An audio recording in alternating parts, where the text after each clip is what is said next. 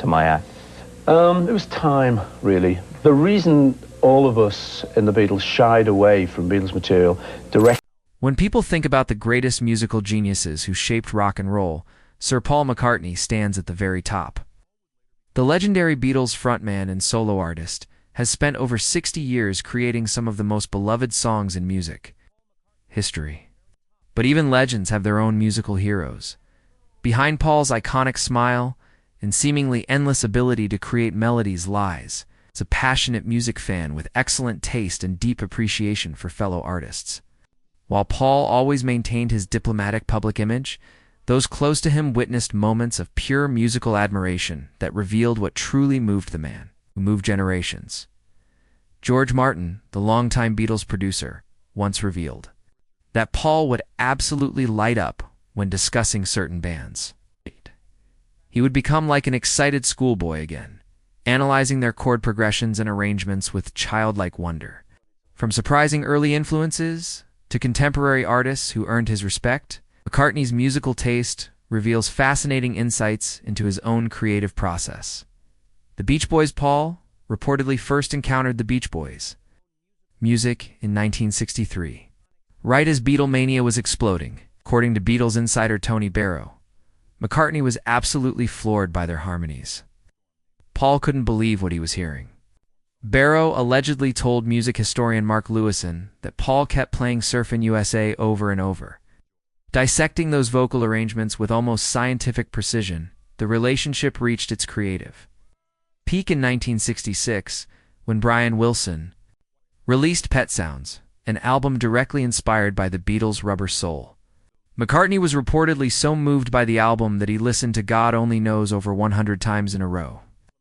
Paul allegedly declared to friends at a London listening party that it was the greatest song ever written.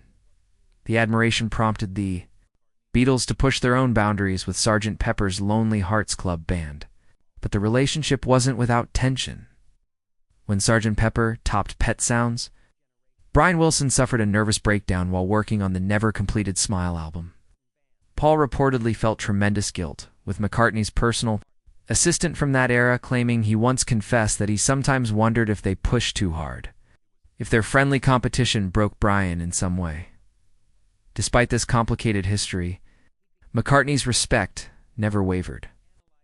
The intricate harmonies and innovative arrangements of the Beach Boys would influence everything from Because on Abbey Road to Wings Back to the Egg album, proving that musical admiration can transcend even the most intense creative rivalries.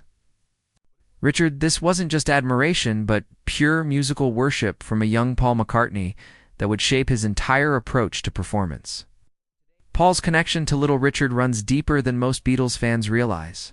As a teenager in Liverpool, McCartney reportedly spent countless hours attempting to mimic Richard's signature vocal style, that raw, powerful, almost primal scream that defined early rock and roll. Paul allegedly told Rolling Stone in a 1997 interview that he used to practice Little Richard's vocals until his throat was raw. There was something so liberating about the way he would just let loose. The admiration turned into a life-changing reality when the Beatles, still cutting their teeth in Hamburg, Germany, actually shared a bill with Little Richard in 1962. According to Beatles historian Mark Lewison, Paul was so nervous to meet his idol that he nearly became physically ill backstage. The encounter proved transformative when Richard reportedly took a liking to the young bassist. Richard pulled Paul aside and showed him his piano technique. McCartney allegedly recounted to biographer Barry Miles that Richard told him if he was going to play rock and roll, he had to hit those keys like he was punching his worst enemy. Paul never forgot that advice. The musical influence is undeniable. In McCartney's most raw vocal performances, from I'm Down to O, Darling to Maybe I'm Amazed, that signature Little Richard scream became a secret weapon in Paul's vocal arsenal. Deployed at crucial moments for maximum emotional impact, the Everly Brothers' Doan and Phil Everly's pristine vocal blend created a template that would become absolutely fundamental to the Beatles' early sound. Paul McCartney has never been shy about acknowledging their enormous influence. The Everly Brothers were the first to make him understand the magic of two voices becoming one. Started singing together, they were directly trying to be the Everlys. Was no point even pretending otherwise.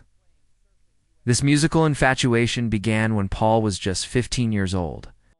According to childhood friend Pete Shotton, McCartney would spend entire weekends with a portable record player meticulously studying the brothers. Vocal arrangements on hits like Bye Bye Love and Wake Up Little Susie, he reportedly became obsessed with the way their voices seemed to vibrate at precisely the same frequency, creating that signature Everly shimmer. What truly set this influence apart was how directly it transferred to the Beatles' sound.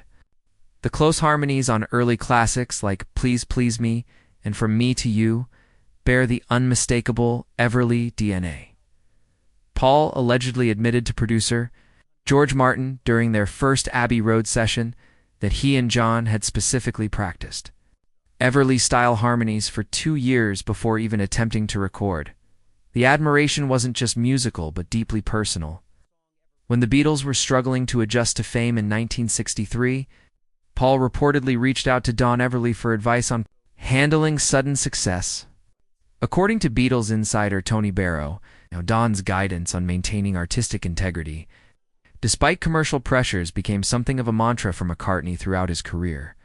Chuck Berry. While many know Berry as the duck-walking pioneer who created the very language of rock music, few realize just how profoundly he shaped Paul McCartney's approach to both songwriting and bass playing. Paul reportedly told a stunned interviewer in 1999 that Chuck Berry was the complete package. He was the only one Paul would ever admit might be better than him at storytelling through song. His lyrics were like perfect little 3-minute novels. And Paul spent his entire early career trying to write one song as good as Memphis, Tennessee. The fascination began when Paul was just 14 after hearing Roll Over Beethoven, blasting from a Liverpool record shop. According to McCartney's childhood friend Ivan Vaughn, Paul became so obsessed with Berry's precise diction and narrative songwriting that he would transcribe Chuck's lyrics word for word in a special notebook, analyzing how each verse advanced. This influence manifested most clearly in McCartney's character-based songs like Penny Lane, Eleanor Rigby, and She's Leaving Home, each creating vivid personalities and storylines in the Berry tradition. The connection went deeper than just lyrics.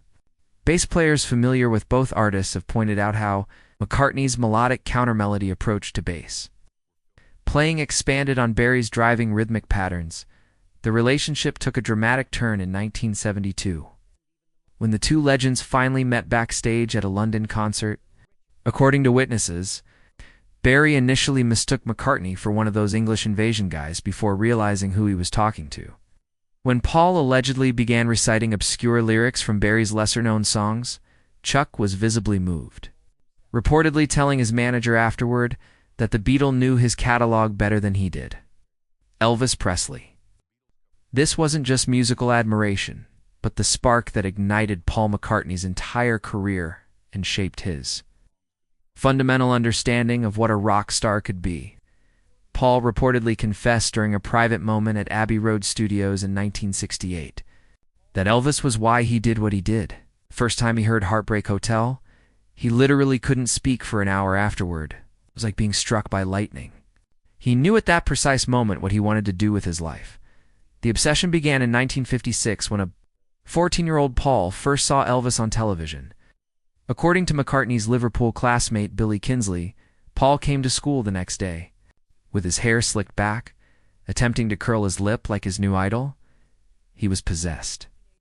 Kinsley allegedly recalled that Paul wasn't just imitating Elvis, but was trying to absorb his entire essence. What truly distinguished this influence was how completely it transformed Paul's understanding of performance. Before Elvis, McCartney had focused solely on playing instruments. After Elvis, he recognized that the performer's physical presence, the swagger, charisma, the danger, was equally important. This realization would later inform his own magnetic stage persona with the Beatles and Wings. The relationship took a dramatic turn in 1965, when the Beatles finally met.